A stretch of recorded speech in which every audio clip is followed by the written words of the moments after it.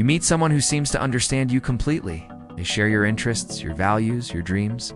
They laugh at your jokes, appreciate your quirks, and mirror your deepest thoughts back to you with uncanny precision. But what if I told you that this perfect reflection isn't real? What if the person you're falling for is actually stealing pieces of your identity, one reflection at a time? And what if you're helping them do it?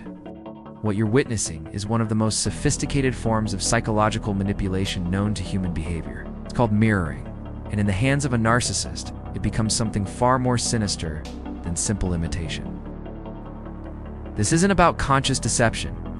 This is about the unconscious architecture of identity theft. How someone can become the person you need them to be so completely that you forget who you were before you met them.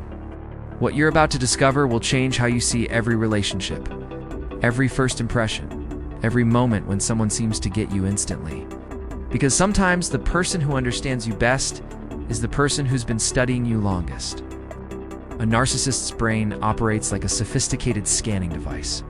When they meet you, they're not just listening to your words, they're cataloging your emotions, your reactions, your unspoken needs. Every laugh, every pause, every moment your eyes light up becomes data. Dr. Ramani Durvasula's research reveals that narcissists possess what she calls pathic accuracy. They can read emotional states with startling precision. But here's the crucial difference. They use this information to construct a false self, a carefully crafted persona designed to trigger your attachment systems. They become your psychological twin, not through genuine connection, but through algorithmic precision. A landmark study by Dr. Brad Bushman found that narcissists scored higher on measures of cognitive empathy, the ability to understand what others are thinking and feeling than the general population, but they scored significantly lower on affective empathy, actually caring about those feelings. Think about that. They understand your pain better than most people. They just don't care about it. The study revealed something even more disturbing. Narcissists were most accurate at reading emotions when they intended to exploit them. Their empathy sharpened when cruelty was the goal. Here's what makes this phenomenon so insidious. Mirroring exploits your deepest human need to be seen, understood, and accepted. When someone reflects your inner world back to you with perfect accuracy, your brain releases oxytocin, dopamine, and serotonin. You're not just attracted to them, you're chemically bonded to them. But you're not bonding with a person. You're bonding with a reflection of yourself, controlled by someone else. The narcissist becomes your psychological drug dealer, and the drug is you. Here's the cruel irony. The more accurately they mirror you, the more you lose yourself. As you become intoxicated by this perfect reflection, you begin to forget your own edges, your own boundaries, your own authentic responses. You start to exist only in relation to their reflection of you. Your thoughts become echoes.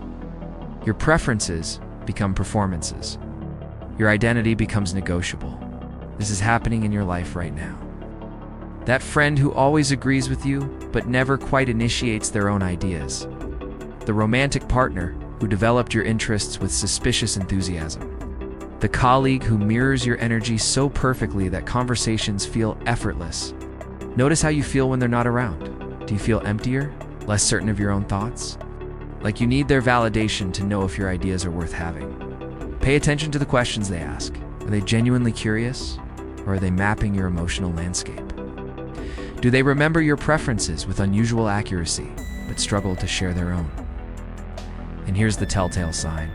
When you try to mirror them back, you discover there's nothing there to reflect.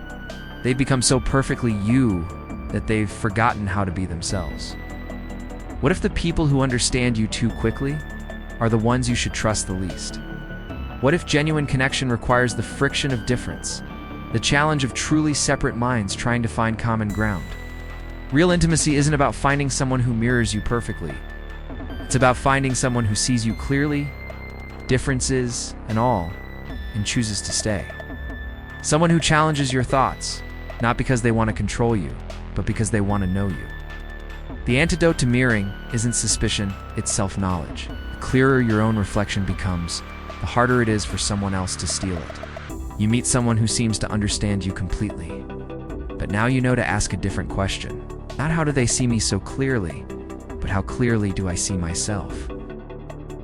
the most dangerous mirror isn't the one that shows you lies. It's the one that shows you a truth you didn't know you were desperate to see. The question that remains is, when you look in the mirror tomorrow morning, whose face will you see looking back?